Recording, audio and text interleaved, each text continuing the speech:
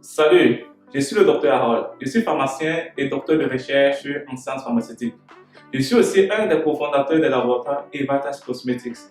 Aujourd'hui, nous allons aborder un sujet très important, surtout dans notre société, la dépigmentation volontaire de la peau, communément appelée le décapage. C'est quoi le décapage? Le décapage, c'est une pratique à travers laquelle, de façon volontaire, des personnes, pour des raisons socio-culturelles, décident d'éclaircir la peau noire pour avoir une peau plus claire, en utilisant le plus souvent des cosmétiques qui sont frélatés. Pourquoi c'est important d'éduquer les gens sur ce sujet? C'est important parce que, comme je viens de le dire, le plus souvent, les produits utilisés sont des produits frélatés qui sont potentiellement dangereux pour la santé humaine.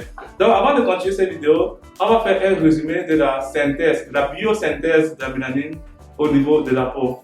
Je voudrais ici rappeler que la mélanine est le pigment qui donne la couleur noire à la peau noire.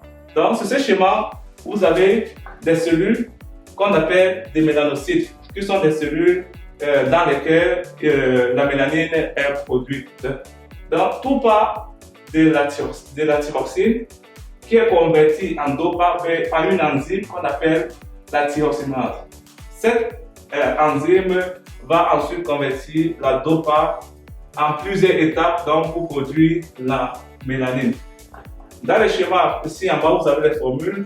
Nous avons la formule de la thyroxine qui est oxydée en dopa par la tyrosinase. Ensuite, la dopa qui est convertie par plusieurs étapes donc, pour former la mélanine.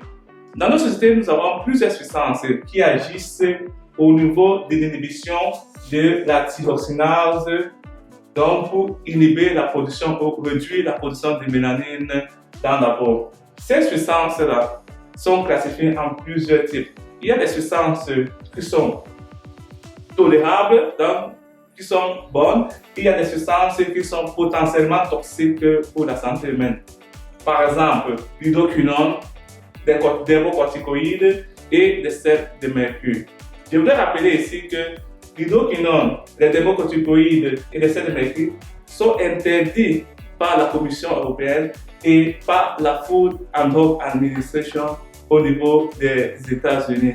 Donc, ces substances sont potentiellement dangereuses et peuvent créer des effets nocifs pour la santé humaine à court terme et à long terme. Comme exemple, nous avons des cancers, nous avons des dermatoses, donc les effets peuvent être au niveau même de la peau, donc on peut avoir des dermatoses, mais nous avons des effets qui peuvent être un peu plus systémiques comme des cancers ou bien d'autres pathologies associées comme l'hypertension artérielle, le diabète et beaucoup d'autres. Dans notre société, malheureusement, j'ai rencontré des personnes qui m'ont dit que ça fait 2 mois, ça fait 2 ans qu'ils utilisent ce produit, mais ils n'ont pas eu d'effet nocif. C'est tellement faux parce que nous vivons surtout dans des pays qui n'ont pas assez de moyens. Nous avons des sociétés où les diagnostics ne sont pas souvent très efficaces. Et aussi, dans nos hôpitaux, les autopsies ne sont pas aussi efficaces.